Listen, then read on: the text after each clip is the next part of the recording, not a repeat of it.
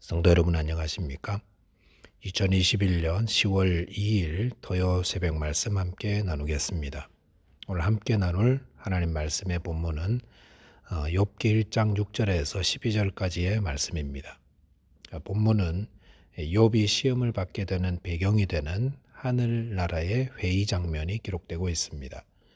본문을 통해서 믿음으로 사단을 대적해야 함과 끝까지 믿음을 지켜야 함에 대한 말씀 함께 나누겠습니다. 첫째는 믿음으로 사탄을 대적해야 한다는 것입니다. 본문 6절에 보시면 하루는 하나님의 아들들이 와서 여호와 앞에 섰고 사탄도 그들 가운데 온지라 라고 하였습니다. 여기 보시면 하루는 하나님 앞에 하나님의 아들들과 사탄도 그들 가운데 왔다라고 하였습니다. 여기서 하나님의 아들들이란 하나님이 창세전에 만드신 천사들을 의미합니다. 그리고 사탄은 천사들 가운데 타락한 천사의 우두머리입니다. 어떻게 근데 사탄이 하나님과 천사들의 회의 자리에 자유롭게 참여할 수 있었을까 하는 질문이 생깁니다. 이것은 영적 세계에 대한 가르침을 주기 위한 문학적 표현이다, 풍류적인 표현이다라고 할 수 있습니다.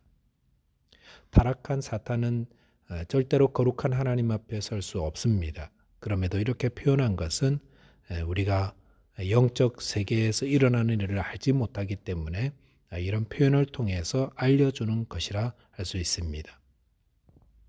본문 7절에 보시면 여호와께서 사탄에게 이르시되 네가 어디서 왔느냐?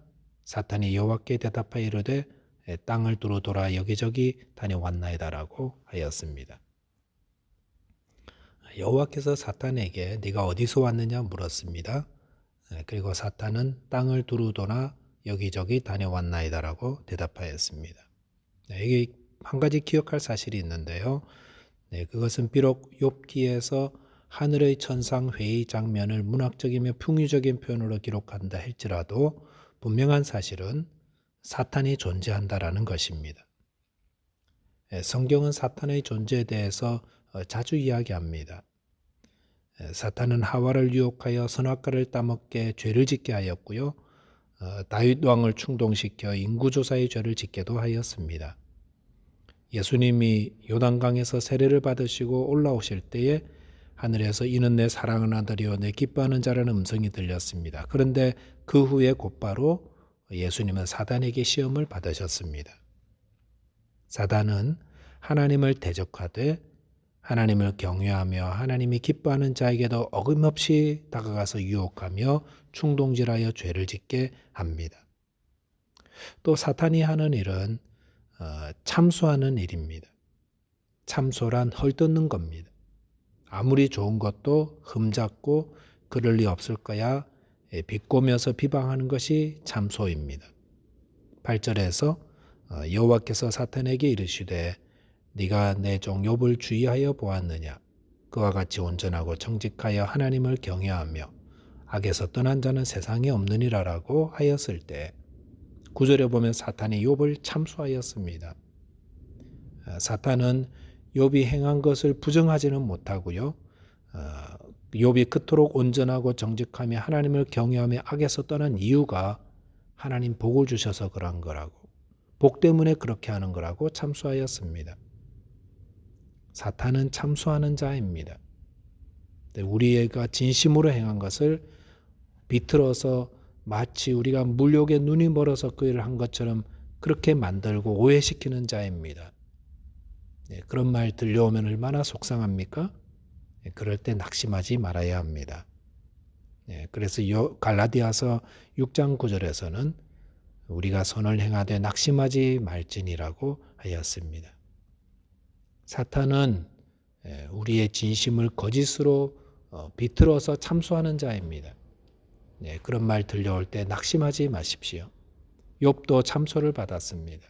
그리고 더 중요한 것은 하나님께서 우리의 진심을 아신다는 겁니다.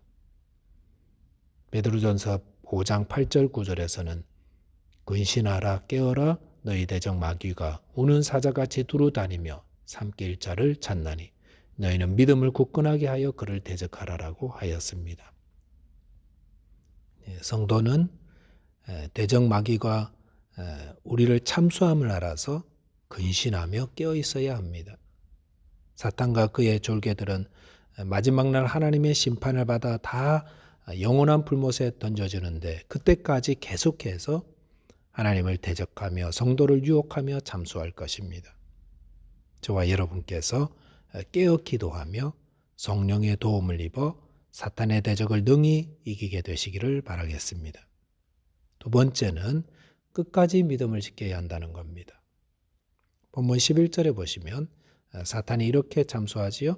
이제 주의 손을 펴서 그의 모든 소유물을 치소서 그리하시면 틀림없이 주를 향하여 욕하지 않겠나이까 라고 하였습니다.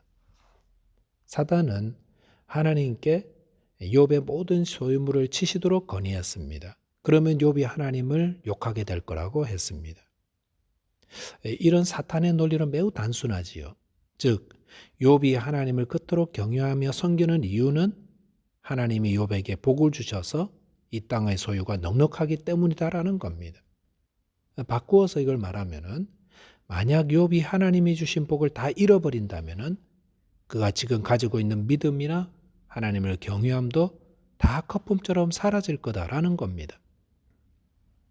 사탄이 말하는 바는 들을 가치도 없습니다만 그 내용을 통해 우리는 우리 신앙을 되돌아보고 점검해 볼 필요는 있습니다.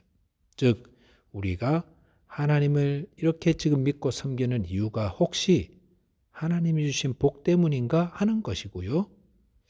그리고 지금 내가 이 땅에서 소유한 것들이 다 사라진다면 나는 그래도 주님을 지금처럼 더 사랑하고 섬길 것인가 하는 것입니다. 제가 잊지 못하는 한 성도님이 계십니다. 제가 인천에서 부교육자로 교구를 섬기고 있을 때에 교회를 출석한 지 얼마 되지 않은 분이 다리가 부러져 병원에 입원했다는 소식을 듣게 되었습니다. 이분이 예수를 믿은 지 한 달 채 되지 않았는데 혹 예수 믿고 넘어져 다리가 부러졌다고 생각하면서 이 일로 믿음의 시험이 들 건 아닐까 하는 생각을 했었습니다. 그리고 병원을 찾아갔는데 이분이 환한 얼굴로 저를 맞이해 주시면서 이렇게 말씀하셨습니다. 목사님 참 이상하지요? 분명 사고를 당했는데 마음은 너무 평안해요. 하나님이 저를 사랑하시나 봐요. 이렇게 말씀하셨습니다. 우리가 예수를 믿는 이유가 무엇입니까? 이 땅에서 모든 것이 잘 되고 형통한 삶을 누리기 위함 그것 때문이 아닙니다. 물론 예수를 믿고 이 땅에서도 복되고 형통한 삶을 살 수 있습니다. 그러나 우리가 예수를 믿는 진짜 이유는 그를 믿음으로 죄사함을 얻고 이 땅과 또 저 하늘나라에서 영원한 생명을 얻게 되기 때문입니다. 이를 위해서 우리는 이 땅에서 핍박도 고난도 실패도 역경도 당할 수 있지만 그 영원한 생명 때문에 끝까지 믿음을 지킨다는 것입니다. 주님 오실 종말이 가까울수록 믿음 지키는 일은 점점점 힘들어질 겁니다. 마태복음 24장 11절 12절에 보시면 거짓 선지자가 많이 일어나고 그래서 많은 사람들을 미혹하며 또한 불법이 성함으로 사람들의 사랑이 식어진다고 했습니다. 불법을 행하면 망해야 하는데 더 잘 되고요. 또 착하고 헌신하며 섬기는 자들은 박수 받아야 하는데 오히려 그런 사람들은 다 가려지고요. 그러니까 사람들은 점점 이기적으로 변하고 사랑은 점점 식어진다는 것입니다. 그럴 때 어떻게 해야 합니까? 우리도 세상의 흐름을 따라 적당히 불법을 행하며 이기적인 자로 살아가야 하는가? 그것이 아닙니다.